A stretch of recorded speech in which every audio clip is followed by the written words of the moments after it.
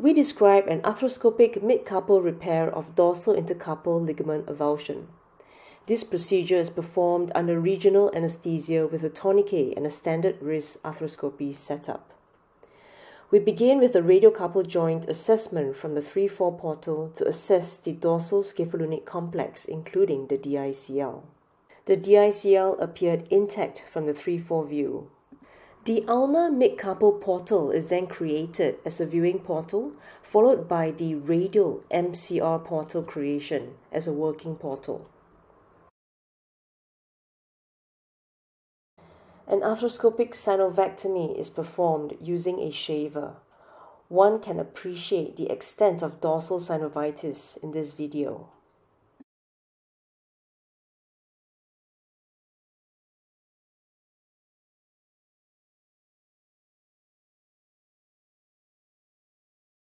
An arthroscopic probe is then inserted into the radial MCR portal for DICL assessment. In this case, the distal hook test was positive, indicating a partial avulsion injury. Shaded blue represents the ligament footprint, red represents the distal end of avulsed ligament, and yellow represents the proximal attachment of the ligament. The DIC footprint is debrided using a shaver to establish optimal healing zone for ligament reattachment. A hemostat is used to confirm the attachment site and to ensure no soft tissue entrapment. A guide wire is inserted into the dorsal scaphoid ridge, followed by the suture anchor.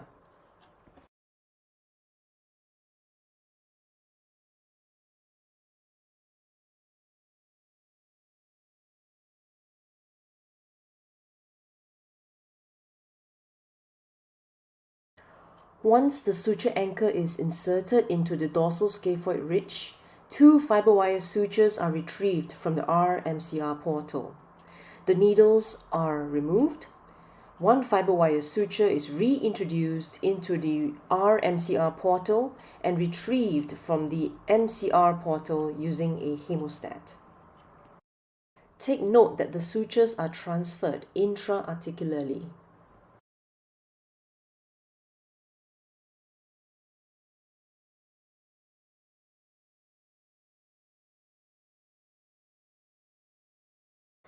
With the camera either in the MCR or the MCU portal, a 3/0 PDS suture lasso is then inserted into the RMCR portal.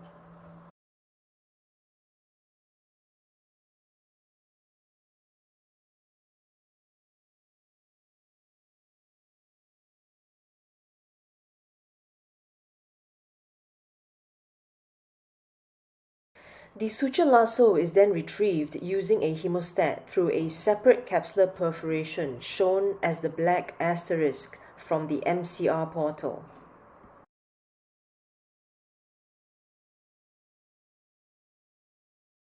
The same fiber wire suture is then threaded through the suture lasso and is then pulled out of the RMCR portal.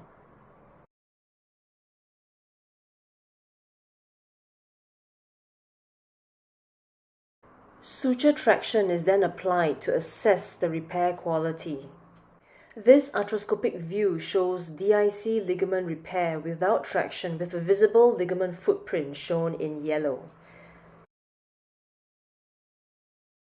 And this is with traction of sutures. We remove the traction tower to secure the knot, ensuring no soft tissue entrapment between the 2 sutures. The sutures are tied with the wrists in slight extension. This is the post-operative rehabilitation protocol for our patients.